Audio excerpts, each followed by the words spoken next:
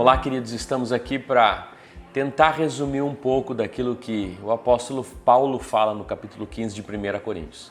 Na verdade, ele entra para tratar o último problema da igreja de Corinto, a última problemática que foi levantada que ele deseja responder. E é a problemática da ressurreição. Se depois que a gente morre o nosso corpo ressuscita, não ressuscita. E Paulo, na verdade, dedica 58 versículos, é um capítulo extenso, para falar sobre ressurreição. Como eu falei no domingo, quem sabe se você encontrasse um título com a capa de ressurreição, você jamais adquiriria, porque talvez não é um tema do seu interesse. Parece que é alguma coisa muito espiritual, muito sobrenatural, que não tem muito a ver com a nossa fé, mas a gente se equivoca, porque quando nós lemos os primeiros 19 versículos, e eu lhe convido para quem sabe escutar novamente a mensagem de domingo, para poder entender com mais propriedade um pouco sobre a ressurreição. Quando a gente olha para esse assunto, nos primeiros versículos, Paulo já nos mostra o quanto a ressurreição faz parte da vida cristã e o quanto a ressurreição, nada mais nada menos, como disse um pesquisador, não é possível, portanto, ser um cristão e não acreditar na ressurreição de Jesus Cristo. Em uma das confissões registradas pelo apóstolo Paulo, ele diz assim: se você confessar com a sua boca que Jesus é Senhor e crer em seu coração que Deus o ressuscitou dentre os mortos, será salvo. A ressurreição de Jesus é de extrema importância. Mais do que isso, a problemática da igreja não se tratava sobre a ressurreição de Jesus, mas a problemática da igreja de Corinto se tratava sobre se o nosso corpo, depois que a gente morre, ele vai ressuscitar ou ele não vai mais ressuscitar, termina a nossa vida física nesse corpo por aí. E Paulo, querendo defender essa verdade, ele usa a ressurreição de Cristo como modelo. E eu quero só focar em um versículo, que na verdade é o versículo 19, que diz assim: se é somente para essa vida que temos esperança em Cristo, somos de todos os homens os mais dignos de compaixão. A verdade é que o entendimento desse texto é duplo, quem sabe até triplo. E domingo que vem nós vamos ver um pouco mais sobre isso. Mas o Senhor nos fez refletir nesse domingo sobre algumas coisas da nossa vida pelas quais nós temos esperança em Cristo, ou para as quais nós temos esperança em Cristo. E como cristãos a gente aprende a pedir ao Senhor as coisas que nós necessitamos. Como cristão, o próprio Jesus nos ensinou a pedir ao Pai o pão de cada dia. E quem aqui não tem esperança de tantas coisas nessa vida?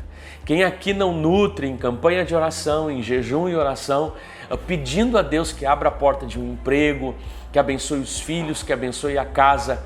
Quanta esperança nós temos na vida como cristão? Na verdade, quanta esperança nós temos em Cristo. Mas o apóstolo Paulo com esse texto me confronta, porque ele diz assim: se é somente para essa vida que temos esperança em Cristo, somos de todos os homens os mais dignos de pena, os mais dignos de misericórdia, os mais dignos de compaixão. Isso fala muito comigo, porque o evangelho de hoje tem se tornado muito materialista, e se não materialista, tem se tornado muito terreno. O Senhor nos abençoa sim, mas nós acabamos nos convencendo que tudo que o Senhor tem para nós são bênçãos nesse mundo. Isso não é uma verdade. Talvez você vai perguntar: mas pastor, então eu não devo pedir e esperar as bênçãos do Senhor aqui na terra? O entendimento que eu tenho sobre esse texto é que nós sim podemos esperar, mas o grande problema é limitarmos a nossa esperança em Cristo para as coisas dessa vida. A obra de Cristo me dá o direito da vida eterna. É isso que Paulo está falando. Paulo está falando que nesse processo de salvação, nesse processo de redenção, nesse processo eterno que Deus começa conosco aqui, a ressurreição de Cristo e a ressurreição dos mortos tem um papel fundamental na libertação do homem e na sua fé em Jesus Cristo, nosso Redentor. Domingo que vem nós vamos falar um pouco mais sobre a ressurreição em si e tantas dúvidas que quem sabe podem girar em torno desse tema tão interessante que quem sabe, talvez para você até hoje não foi algo tão importante na sua fé, mas nós vamos aprender nesse legado doutrinário do apóstolo Paulo sobre ressurreição, o quanto o entendimento acerca da ressurreição é importante sim para a minha e para a sua fé. Eu quero terminar somente fazendo você pensar, para que você tem esperança em Cristo nessa vida? Quais são as coisas que tomam o teu coração, que fazem você, quem sabe, perder o sono?